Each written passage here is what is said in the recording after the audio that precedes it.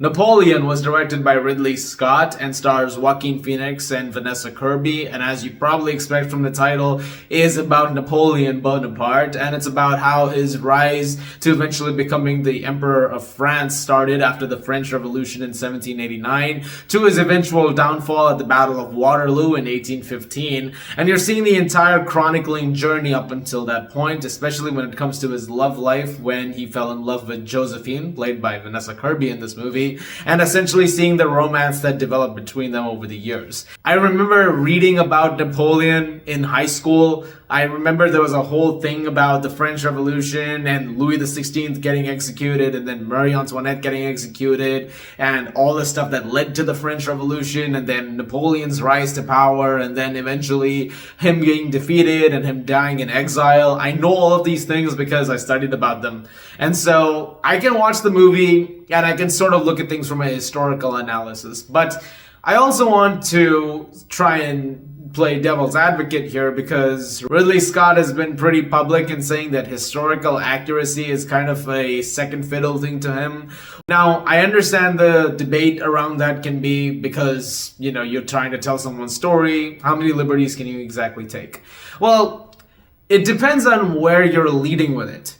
It's not the same thing as changing an outcome. For instance, in Steve Jobs, when you're seeing the conversations play out between Jobs and John Scully or Steve Wozniak, those conversations are not really the way they happened, but the way they're showcased, they do tell a story of what really went down. And so you're able to kind of construct the narrative. It's like, yes, this was going on at that point of the life of Steve Jobs. You're able to understand that he got the idea for the iPod around this time. It wasn't through seeing Lisa's Walkman and going, hey, I can't stand you carrying that contraption. I'm going to make something smaller. And that's kind of what I'm getting out of here. Because there are historical things in this movie, obviously, that are done a little bit differently because Ridley Scott probably thought it was more theatrical. And I can understand this having a polarizing response. You're either going to like the way he does certain things or not. And this movie does kind of depend on you knowing some history about Napoleon, because if you don't have some background information, then some things might seem unclear to you. And the movie doesn't fill you in on those things. So let me talk about the positives of this movie, because at the end of the day, he makes a movie that is incredibly well crafted, visually dazzling and incredible. The production design is absolutely immaculate. There are certain sequences, particularly a sequence on ice, and then eventually the final Waterloo sequence, that are done incredibly. In fact, I would say every battle sequence, including the opening one, is pretty great. Ridley Scott, even at the age of 85, is directing these things so brilliantly that you can't help but look at the craft and be pretty mesmerized by it. And it also leads to some pretty solid performances from Joaquin Phoenix and Vanessa Kirby. Both of them are doing a really good job. There are some tonal aspects to Napoleon's performance, though, which I do want to address because I think it is the source of a big critique with this movie. There seems to be a lot of conversation around the tonal discrepancies, which I think is an issue.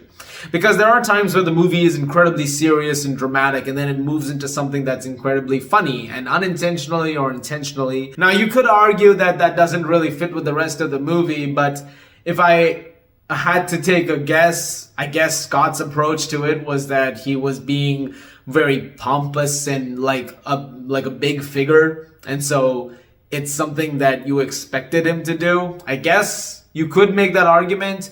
Whether or not that's going to work for everybody is anyone's guess.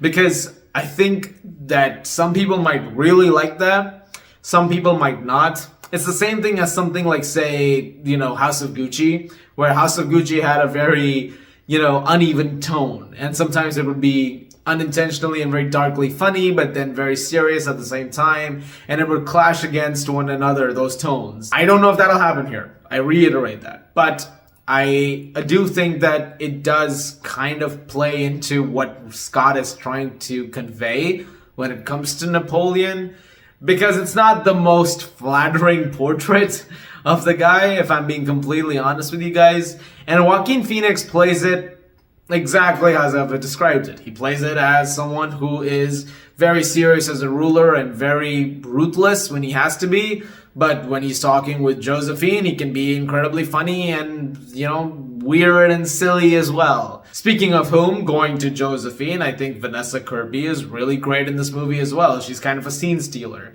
She does a really, really good job in it. And frankly, I am very curious about that director's cut because apparently it's supposed to have more of the dynamic between the two of them, which does guide the movie, because if you watch the film, every action Napoleon is taking is on the name of the fact that he loves Josephine so much. And despite the relationship that they have that goes through its ebbs and flows, this is something that is guiding him throughout. And I think it makes for a very compelling aspect of the movie, and I was very invested in it. Ridley Scott directs the hell out of it, especially visually. There is so much extensively done production design here, especially when it comes to the battle sequences and the extras that are used, the actual sets that are used. I don't think there's a lot of CGI in this movie because a lot of it felt in camera and sets that were built, because there are a couple of moments that distinctly look CGI. And those moments stick out like a sore thumb. I remember I was looking at my friend who was another critic at the time of the screening, and there's a shot, an overhead shot, where you see something going. And I was like, yeah, that's CGI. And he could notice that. And I asked him later on after the screening, I was like, did you think so too? And he's like, no, that was definitely there. That's it. There were a couple of very noticeable moments. But beyond that, I cannot say the same thing for the rest of the movie. I mean, Ridley Scott knows how to make things look incredible and sound incredible. The sound design in this is immaculate, with a really great score by Martin Phipps, which really does escalate quite a bit. And I think the film overall does a really good job in terms of making those things land. There are certain things, which I've already mentioned, are polarizing. That's going to happen. I can see some people thinking this has been hacked a bit, and it definitely does feel like that. There are scenes in this which do feel like you're moving into the next thing, and you're like, yeah, there's definitely something in there we haven't seen yet. And I have a feeling that we're going to see some more of that in the 4-hour and 10-minute cut. And I'm hoping that thing does come out soon. And so you might get this theatrical cut review right now, but you're also going to get an extended edition review. That's just how it's going to go. But as it stands, I did actually enjoy my time watching Napoleon. I was riveted throughout. I don't think it's a movie for everybody. I think some people might like it, some might not like it. But I am curious to hear how reactions come in and what worked for you, what didn't work for you. I'm going to give Napoleon an 8 out of 10.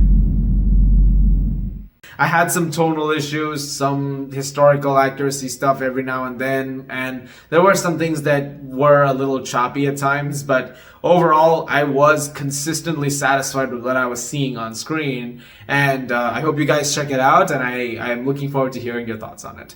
Guys, thank you very much for watching. Look forward to more reviews very, very soon, and as always, if you like this, please do subscribe, and I'll see you guys at the movies.